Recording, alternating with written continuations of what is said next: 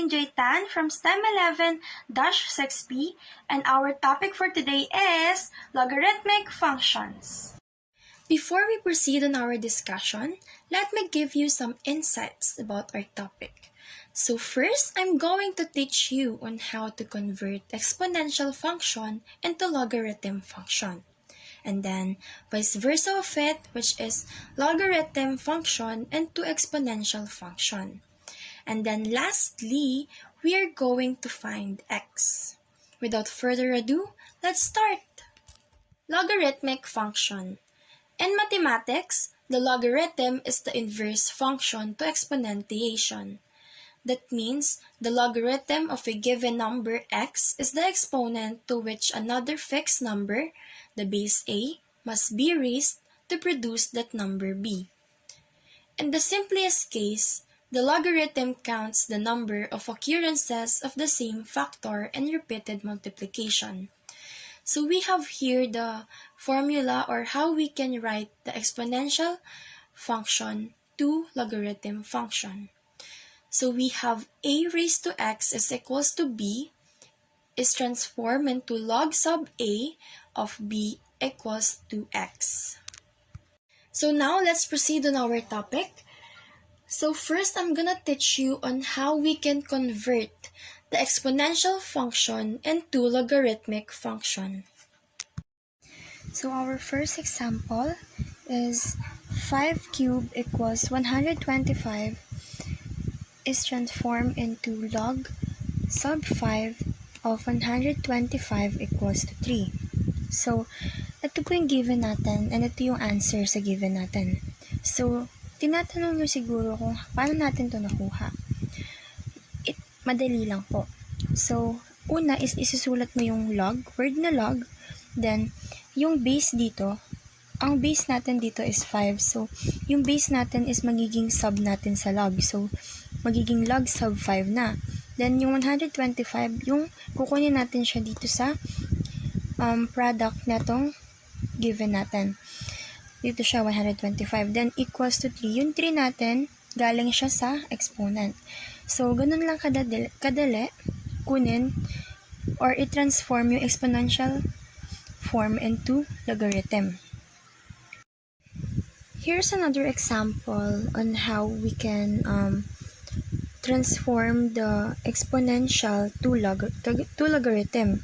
So, we have here 6 raised to x is equal to 143 is transformed into log sub 6 of 143 equals x.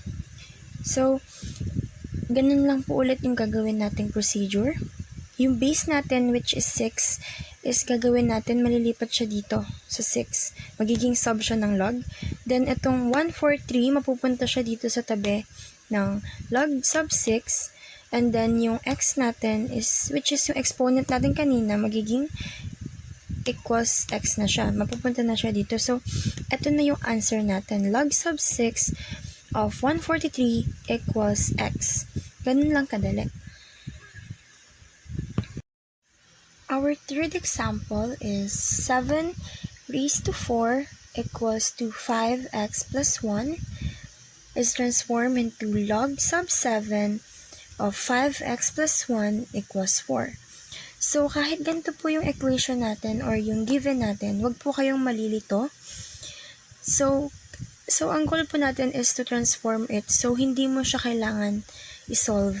Hindi mo kailangan i-solve itong nasa given.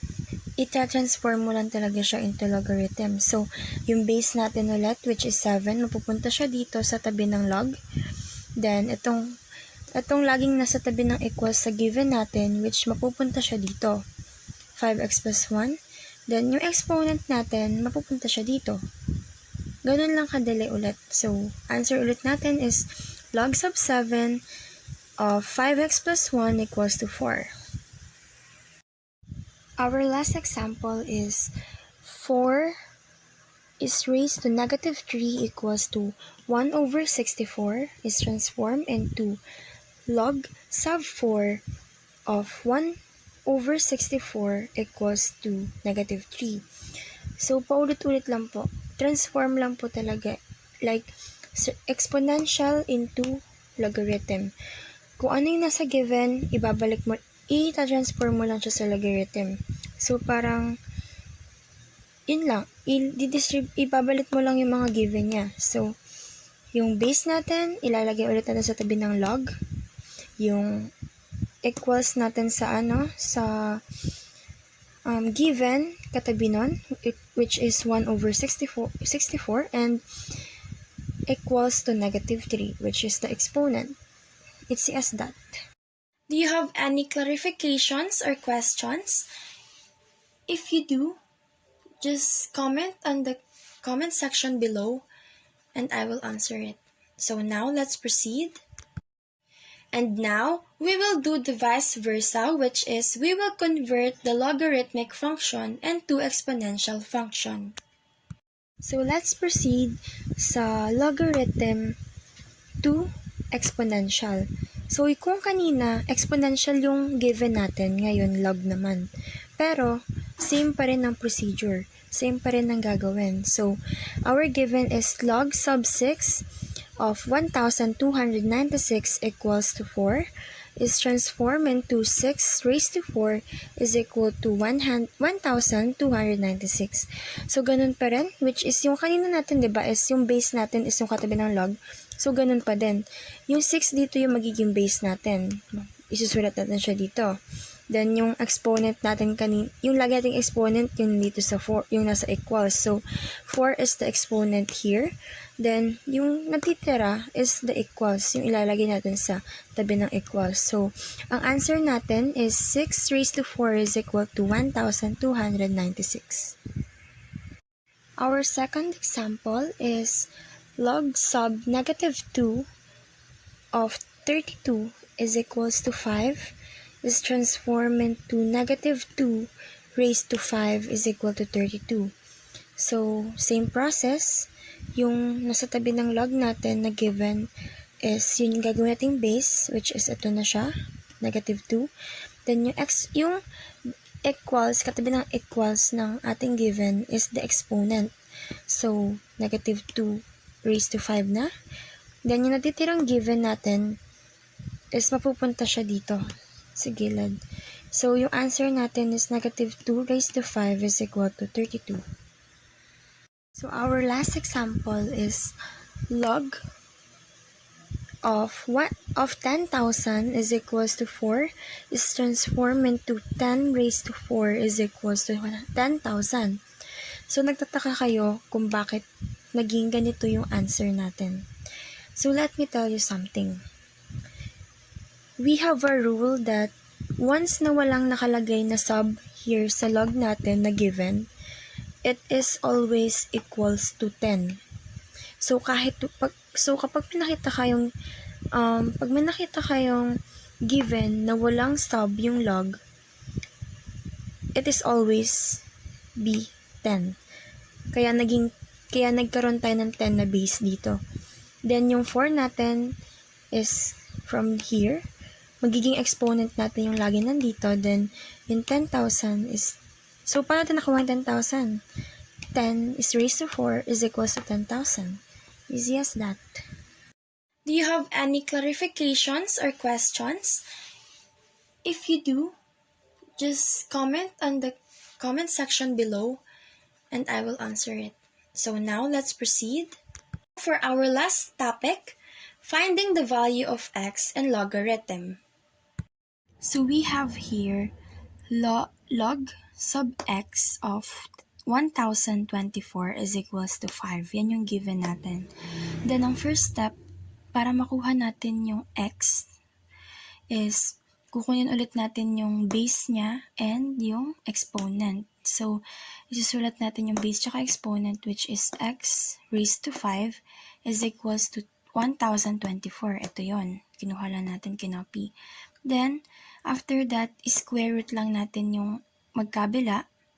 I mean, fifth root na kasi fifth yung nakalagay. So, fifth root natin sila para ma-cancel out yung nasa loob. At ito na yung matitira. Then, ilalagay mo to sa calculator. Then, ito yung makukuha mong answer.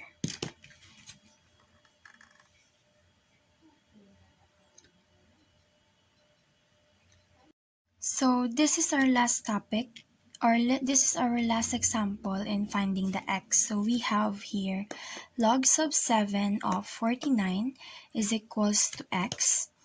That's our given. Then this is the first step. So ganun din yung gagawin natin. So 7, kukunin natin yung base natin, which is the 7. And ito yung exponent natin. Kaya naging 7 is raised to x. And yung 49 is equals to 49. Then x is equals to, kukunin lang natin yung value na itong dalawa. Lalagyan lang natin ng log sa umpisa. So log 49 over log 7. Ito-type mo lang yan sa calcu to get this answer. So, this is a tip. So, kapag magta-type kayo sa calcu, you need to complete yung pinaka-equation para sure na exact yung answer na lalabas. So, don't forget any little details. Kahit small details lang siya, kailangan complete pa din para yung answer mo is totoo. So, once na nilagay natin siya sa calcu, ito yung magiging answer natin. X is equals to 2. So here's our example in solving or finding the x. Log sub 4 of x is equals to 7 transform into 4 raised to 7 is equals to x. So ito yung given natin. So yung first step natin is ito. So kukunin ulit natin yung base and yung exponent. So magiging 4 is raised to 7, then equals to x kasi yung x yung nawawala.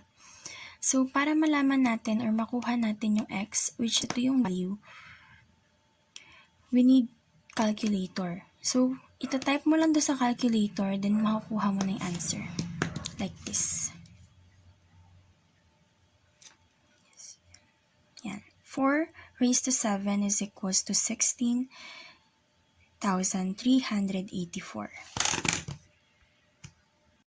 Now, after we discuss all of the ways on how we can get the logarithm of the equation, we will proceed on our activity.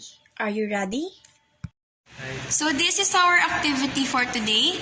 We have 9 items, 3 points for exponential to logarithm, logarithm to exponential, and finding x.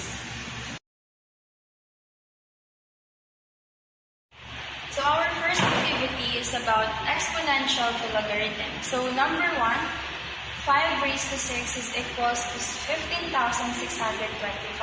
So ililipat natin siya into logarithm. So first, maglalagay tayo ng word na log. Then yung base natin, which is 5, is lalagay natin sa sub. Then yung exponent natin, ay hindi pa pala. Ito muna, itong answer dito. Ilalagay natin siya dito. 15,625 is equals to yung exponent. Yan. Ito na yung answer natin sa number 1. Then number 2, 8 raised to 3 is equals to 512. So, ganun pa rin yung process. Yung isusulat is log. Then, yung base natin is nagiging sub ng log, which is 8. Then, ito naman ulit, yung 512 is equals to yung exponent natin, which is 3. So, yung number 2 natin is, pag transform natin siya to logarithm, magiging log sub 8 of 512 is equals to 3. And last activity natin sa exponential to logarithm is 7 raised to 5 is equals to 16,807. So, kukunin ulit natin yung base. Log muna pala. Log, word na log. Then, yung base natin, gagawin natin sub.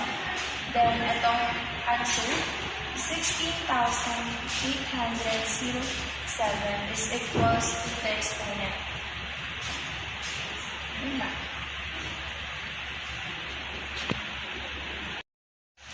So our next activity is about logarithm into exponential. So we have number 1, we have log sub 8 of 32,768 is equals to 5. So ililipat natin siya into exponential. So first, itong sub ng log natin, ito yung magiging base. So So, sunod natin 8. Then, yung exponent natin is yung itong answer dito sa log, which is 5. And then, ito yung answer natin is equals to 32,768. Ayun yung answer natin sa number 1. Number 2, log. Wala siyang sub. So, log of 100,000 is equals to 5. So, kung kanina nakinig kayo sa tinuro ko, kapag wala siyang sub dito, it is equals to 10 lagi. So, ang answer natin is yung base natin is 10. Then, yung exponent natin is yung 5 is equals to 100,000.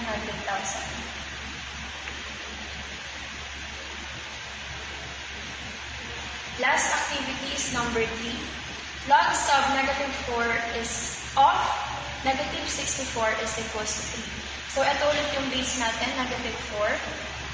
Then, ito yung exponent natin. Ito yung answer natin. Negative 64. So, our last activity is the finding x. So, we have here number 1, log sub 9 of x is equals to 3. So, first, ililipat natin siya into exponential, which is, kung natin yung base. Then, itong exponent is equals to x. Ito, ito-type ko natin siya sa calculus. 9 raised to 3 is equals to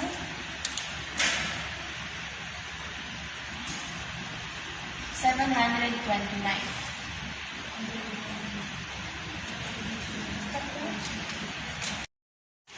Our next activity or number is number 2, log sub 8 of 64 is equals to x. So first, ulit natin yung value.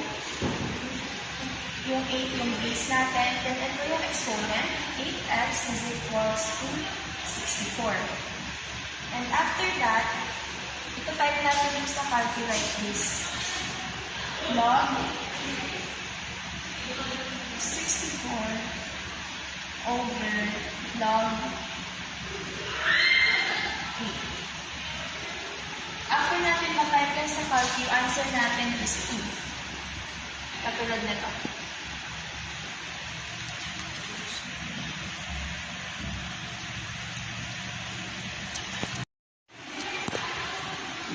Our last number is log sub 7 of x is equals to 6.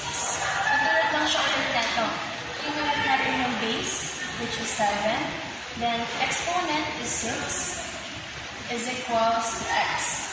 So, ito type ko lang ito ulit sa calculus. 7 raised to 6 is equals to 170,649. Yung answer natin. These are the correct answers. Comment down below kung ano yung scores na nakuha nyo in our activity for me to let me know if I did well in teaching you guys. And again, my name guys. is Rinalyn Joytan from STEM 11-6P, and I will end this in a quote from William Paul Thurston.